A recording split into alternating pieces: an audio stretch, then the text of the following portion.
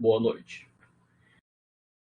Galera, prosseguindo, né, a nossa epopeia da Primeira República no Brasil, né, onde nós estamos falando presidente por presidente, e vamos assim, né, até os governos atuais, né. Imagine eu falando do Temer, mas o Temer não foi presidente, ele foi um golpista, né, ou falando do Bolsonaro. Nossa, vai ser massa. E dos outros também, o Nove Dedos, a Dilma, né, não tem muito quem... A gente está mal servido pra caramba. O Afonso Pena, né, ele governou num período bem complexo, período da Paz Armada. Galera que lembra da Primeira Guerra Mundial, né, lembra desse período aí da Paz Armada, quando os países europeus tentavam aí evitar, né, essa guerra que era inevitável, beleza? O Afonso Pena, então, nessa fase, a primeira preocupação dele foi povoar o Brasil. O Brasil tinha um monte de vazios demográficos. Na região do Mato Grosso, ok? Essas regiões aí do Centro-Oeste eram regiões assim com muitos vazios demográficos. E aí o lema do governo do Afonso Pena tá aí bonitinho. Governar é povoar. Então, incentivo a imigração, ok? Como nós vivíamos o período da Paz Armada, onde nós tentávamos estabelecer a paz, mas íamos nos preparando para a guerra, né? O Afonso Pena, ele deu aí uma moralzinha para as Forças Armadas. E nós tivemos também a participação do Brasil, talvez a primeira grande participação do Brasil, né, num momento aí de uma reunião internacional, beleza? Que aconteceu lá na Holanda, né? Que foi a ideia da Conferência da Paz, Internacional da Paz, né? Que rolou lá em Haia. O Brasil foi representado por ele, aquele bigode extremamente inteligente, o Rui Barbosa. Cara, quando o Rui Barbosa chegou para falar pelo Brasil, né? O Brasil era o primeiro a falar, porque o pessoal queria rir, né? Rui Barbosa, baixinho, aquele bigodão. Ele chegou e já mandou a real. Vocês querem que eu fale em que língua? A galera... Que porra é essa, mano? O cara, poliglota, né? Falava cariaciquense, vianês, italiano, inglês, francês, alemão. Falava tudo, beleza? E ele fez um discurso extremamente inteligente, né? O Rui Barbosa deu aquela vacilada política do encilhamento, mas não podemos esquecer que era um cara com um grau de erudição muito grande. Então, o Rui Barbosa, né, ele conquistou o respeito internacional para o Brasil e aí voltou com um apelidinho top. Ele voltou sendo conhecido como o Águia de Haia. Olha só, beleza? Você botando apelidinho tosco no seu amiguinho, enquanto o Rui Barbosa era o Águia de Haia, beleza? Eu sacaneando o Marquese, porque ele tem aquele doutorado em pinto, né? E o cara é o Águia de Haia. Doideira, né? Lindos. Olha só. Por conta disso, o Rui Barbosa veio famosinho e aí ele tentou aproveitar essa fama, BBB. Na sucessão política do café com leite, né? O Afonso Pena, que era lá das Minas Gerais, deveria indicar um candidato de São Paulo, que nesse caso seria provavelmente o Pinheiro Machado. Só que o Afonso Pena teve uma boa ideia. Vou indicar outro mineiro. Oxe, é baiano, desculpa. Uai! Vou indicar outro mineiro. Ele rompeu com o PRP, ele rompeu a política do café com leite, tá? E aí São Paulo se articulou com o Rio de Janeiro, lançando o Hermes da Fonseca. Porém, o Afonso Pena, ele se deu de mal, porque ele morreu antes de finalizar o processo. E aí lembram da política dos governadores, o toma lá da cá, né? O governo caiu no colo do Nilo Peçanha, né? Que esvaziou Minas Gerais. E aí nós tivemos, né, a candidatura do Hermes da Fonseca durante essa ruptura da política do café com leite. O Rui Barbosa, né, tentando aproveitar esse contexto, essas mudanças que vinham acontecendo, o Rui Barbosa foi lá e lançou uma campanha. Saiu o candidato e lançou a campanha civilista. Um civil para governar o Brasil, zil, zil, zil, zil. Olha que rima, né? um civil para governar o Brasil. Uma rima rica, né? Vocês percebam. Só que não deu certo, né? A política dos governadores, extremamente forte, extremamente articulada, né? O Hermes da Fonseca venceu. E aí nós entramos no governo do Hermes da Fonseca. Sim, sobrinho do Deodoro da Fonseca. Beleza? E o que o Hermes da Fonseca tentou? Apesar de, né, ter conseguido o apoio de São Paulo, de uma oligarquia, ele tentou estabelecer a chamada política das salvações. Que coisa foi essa, titio? Simples. Ele queria desarticular as oligarquias, fortalecendo o poder central, ou seja, o presidente. Só que ele não conseguiu alcançar esse objetivo, tá? Mas ele tentou desarticular essas oligarquias para fortalecer o poder do presidente e, consequentemente, né, criar aí uma cadeia de comando de militares. Não conseguiu. Para piorar a situação, né? Sempre a gente tem falando de história do Brasil, para piorar a situação, nós tivemos a revolta da Chibata, beleza? E aí vamos entender todo o contexto, desde a abolição. Nós discutimos isso lá no final do Segundo Reinado, que a princesa Isabel acabou com a escravidão no Brasil. Parabéns, pão doce para ela. Só que o governo imperial não pensou em inserir esse ex-escravo, esse preto, na sociedade. Fomos marginalizados, fomos excluídos, beleza? Para, né, um preto, durante a República, ter algum tipo de ascensão, vamos dizer assim, né, algum tipo de emprego garantido, algum respeito, vamos dizer assim, pela sociedade, ter uma carteira... Gravando. Então, para um preto ter uma carreira, né, um pouco mais digna, uma das formas seria o serviço militar. E aí, o que acontecia? Esses eram extremamente maltratados, né, no exército, na marinha, sofriam um monte de humilhações, né, eram açoitados, recebiam chicotadas, chibatadas, como os escravos, né, do período colonial e imperial brasileiro, tá? Então, essa situação de humilhação criou um desgaste muito grande.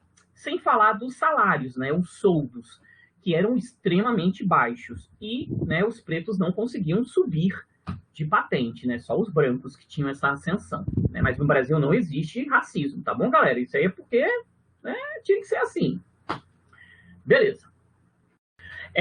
O João Cândido, a liderança desse movimento, dessa revolta da Chibata, o Almirante Negro, né? Tem uma musiquinha do João Bosco e do, acho que é Almir Blanc, que faleceu tem pouco tempo, inclusive, que a Elis Regina canta, sim, é maravilhosa, que ela fala sobre o Almirante Negro nas águas da Guanabara. É muito linda. Ana, eu acho que tem que ser falado mesmo, né? Mas eu acho que a gente teria que abrir uma discussão, uma aula só para isso. Eu toparia, tá? Eu toparia de boa. Apesar que seria um tema discutido mais pelo professor de sociologia, tá? Vocês percebam que, apesar de eu falar algumas besteiras de política, eu tento me afastar o máximo possível desse tipo de discussão. Tá bom?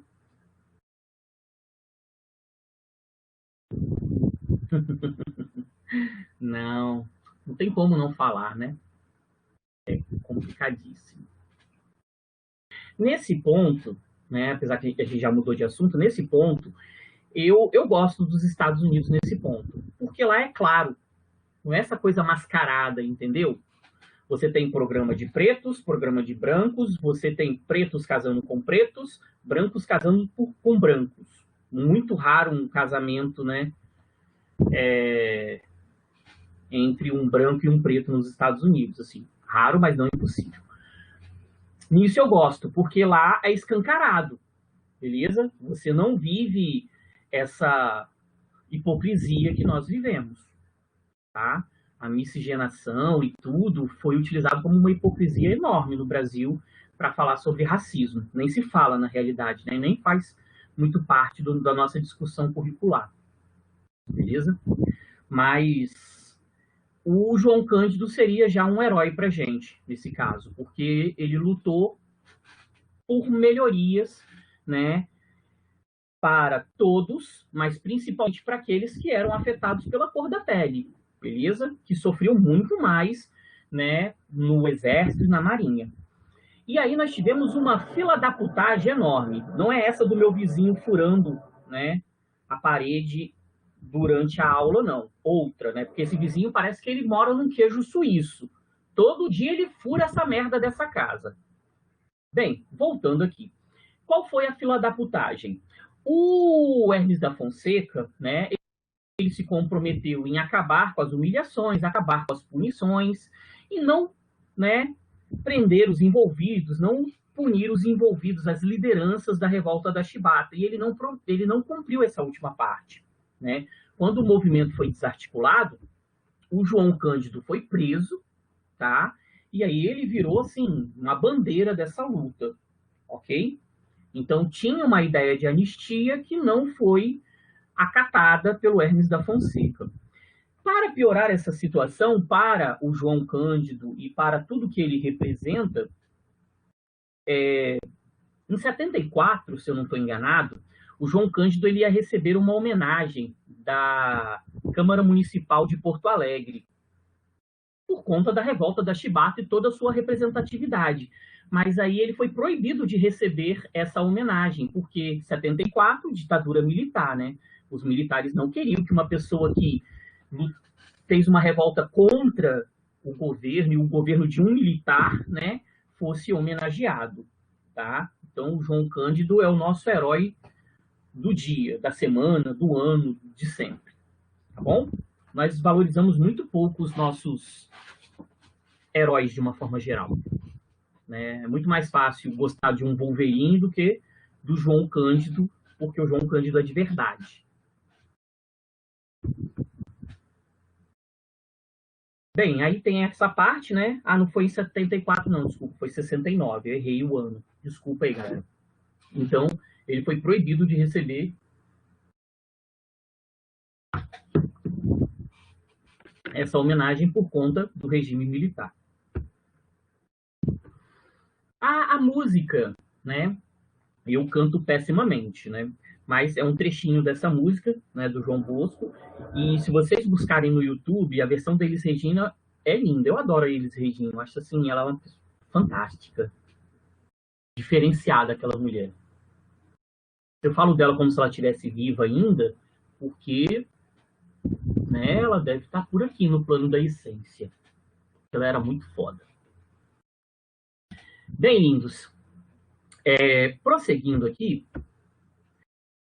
contestado também foi um probleminha aí para o Hermes da Fonseca. Nós tivemos, na realidade, várias guerras de contestado, né? Uma, inclusive, aqui no Espírito Santo. Na nossa divisa entre Espírito Santo e Minas Gerais, aquela regiãozinha de Ecoporanga, nós tivemos uma guerra de contestado, né? E nesse momento também surgiu uma liderança messiânica que tentou formar naquela região, né, o Estado da União de Jeová, mas ele acabou, né, sendo reprimido pela polícia de Minas Gerais e do Espírito Santo, ok? Mas essa disputa aqui de contestado, ela acaba se tornando mais dinâmica, porque além da questão religiosa, do fanatismo e tudo, também tinha uma questão econômica latente, né? Foi uma disputa entre Santa Catarina e Paraná, tá? Diretamente relacionada a um pedaço de terra, uma faixa de terras que seria utilizada para, né, a construção de uma estrada de ferro. E aí, né, a questão do dinheiro, do capital envolvido nessa disputa aí territorial. E aí nós tivemos um temperinho religioso, tá? O José Maria, ele era um beato, uma espécie de liderança messiânica aí, que começou a incentivar a população camponesa a tomar essas terras, a viver nessas terras de forma comunal, beleza? Que essas terras não ficassem nem para o Paraná, nem para Santa Catarina, nem para ninguém, que deveria ser dessa população que tanto sofria, que tanto trabalhava na região. Isso acabou desencadeando um confronto, assim, bem complexo, tá? Isso porque, né, como eu falei com vocês, existia o interesse, né, de construir uma estrada de ferro, e o Brasil já tinha avançado um pouco na questão militar, né? Principalmente porque durante o governo do Afonso Pena nós demos aí uma incentivada, né, no Exército, na Marinha, e começamos a formar uma aeronáutica. Por isso, né, esses poceiros liderados pelo José Maria começaram aí uma guerra, tá? Começaram uma guerra disputando a região, tentando, né, aproveitar a região para criar essa comunidade. E aí o governo brasileiro foi extremamente violento ao reprimir esse movimento, tá? O Maria, ele foi acusado de ser monarquista, tá? Existe aí uma certa discussão sobre essa ideia de monarquia do José Maria, né? A ideia dele é que esse território seria um território abençoado, tá? Quando acontecesse a intervenção de Deus, aqueles que vivessem com o José Maria seriam agraciados com a vida eterna. Essa era a ideia dele de monarquia, e não uma monarquia política. O governo, então, começou a destruição, né, para poder garantir os interesses econômicos da Inglaterra na construção dessa estrada de ferro. E aí nós tivemos a utilização de aeronaves, tá? Foi a primeira vez que o Brasil utilizou aeronaves para conflito. Foi justamente nessa guerra aí de contestado, tá? Nós tivemos, então, um combate violento. O José Maria morreu, o que desarticulou bastante esses camponeses, tá? E isso acabou levando o movimento ao seu fim, ao seu the end, tá? Então, o Brasil utilizou de uma artilharia desnecessária, né, de uma força desnecessária, como aconteceu em Canudos, tá? A ideia de não servir de exemplo esse tipo de iniciativa, ok? Dúvidas futuro do Brasil? Não?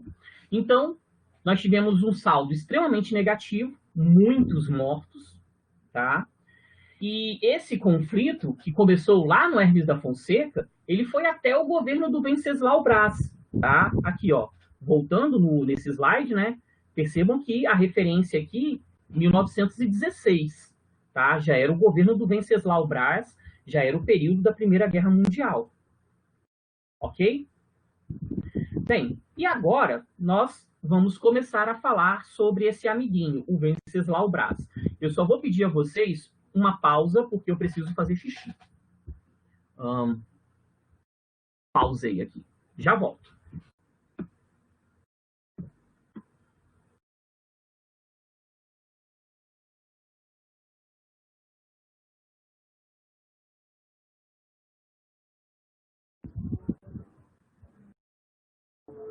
Posso sim.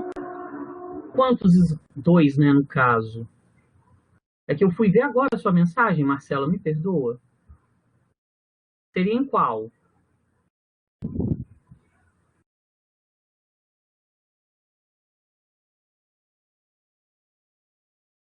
Já passei?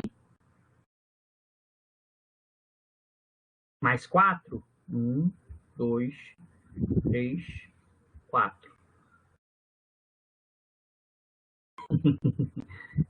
Então eu vou para frente agora. 1. Vou voltar 1, hein? Esse aí? Acertei?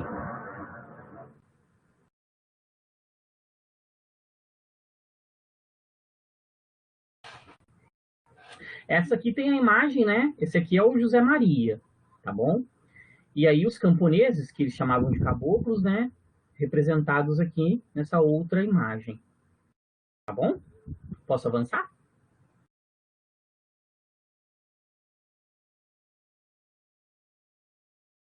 Valeu, More.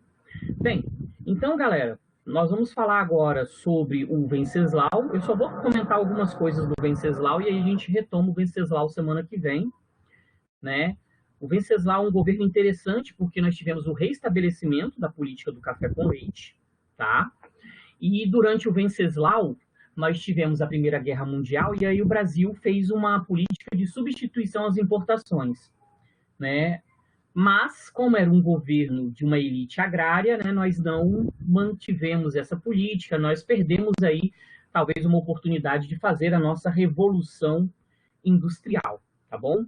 O Venceslau, ele então reestabeleceu essa política, representou o Brasil aqui, né, na Primeira Guerra Mundial, tivemos aí um surto industrial e nós tivemos ainda uma grande greve em 1917, tá? Então, nós tivemos um movimento aí que, tradicionalmente, fala-se muito dessa inspiração da Revolução Russa, mas no Brasil, o movimento que era mais forte nesse período era o anarquista, e não o socialista, tá bom? Depois que os anarquistas vão migrando para o socialismo. Então, era um movimento muito do anarco-sindicalismo mesmo. Isso por quê, né? A exploração era muito grande sobre os trabalhadores, mas principalmente o assédio, tá? Muitas mulheres trabalhavam nessas fábricas e elas eram assediadas, né, pelos capatazes, pelos aqueles que tomavam conta da fábrica o tempo todo, tá? E aí o estopim desse movimento foi justamente esse problema aí do assédio, tá? Que aí traria até uma discussão interessante para o tempo presente, né? Falar dessa revolução, né? Dessa grande greve de 1917, que é algo que a gente está discutindo aí o tempo todo, né? Nós tivemos aí um episódio tão triste aí relacionado ao Espírito Santo, né? Pessoas tentando decidir sobre a vida de uma mocinha, né? E tão complicado, ela teve que sair do Espírito Santo para poder ter algo que dentro de uma democracia deveria ser óbvio e claro, né? Mas vida que segue. Mas essa questão, então, do assédio apareceu muito aí nessa revolução, nessa greve, perdão. Tá bom? E aí nós vamos continuar essa discussão aqui de 1917, do Venceslau, na próxima aula. Beleza, galera? Então, a partir da próxima aula, nós vamos estar no slide 62, tá? E vamos tentar avançar o suficiente na semana que vem para já ir, assim, para o desfecho dessa Primeira República. Vou mandar aqui para vocês o link da atividade, tá? São pouquíssimas questões, são só 5, vocês fazem rapidinho. Depois eu vou botar uma quantidade de atividades maior, né? Eu não consegui mexer nas atividades hoje ainda, mas depois eu faço uma atividade mais robusta para vocês. Vocês merecem mesmo, porque a gente precisa treinar bastante, tá? Então tá aí o link, são 5 questõezinhas que fazem referência à República da Espada. Questões bem simples, só para retomar alguns conteúdos, tá? E semana que vem a gente trabalha umas outras questões, tá bom? Obrigado pela participação de vocês, foi um prazer incomensurável, tá? Desculpa aí aquele probleminha ali no início, né, de tentar colocar a aula. Semana que vem eu vou colocar bem antes, porque é muito slide, eu vou dividir uma coisa assim. Ah, sim, fiquem à vontade, porque vocês vão ter aula agora, né? Depois tem já outra. Vocês vão ter aula agora e entra o período do almoço, né? Eu vou pedir só para vocês salvarem esse link e aí vocês façam à tarde ou amanhã. Eu vou deixar aberto. Quando der para vocês fazerem aí, quando tiver um tempinho, são 5 questõezinhas, 10 minutinhos, 15 minutinhos no máximo vocês respondem, tá bom? Ah, não, eu mudei agora, é porque estava fechado para resposta, eu abri agora. Atualiza aí que vai aparecer. Ah, beleza, foi. É porque eu deixo a chavinha fechada para, sei lá, doideira minha. Não sei. Sei para quê, né? Mas aí eu abri já a chavinha, já tá liberado o negócio para vocês responderem aí, tá bom? Obrigado, até a próxima. Tchau, tchau. Deixa eu lá lamber minha cria, ver se ele tá querendo alguma coisa.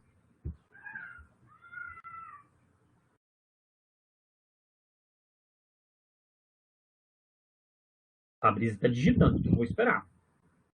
E se eu fechar a aula antes, essa baixinha vai ficar...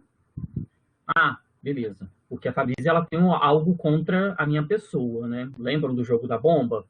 Eu não esqueci ainda. Tchau, gente. Beijo, beijo para vocês. Fiquem com Deus. Tchau, tchau.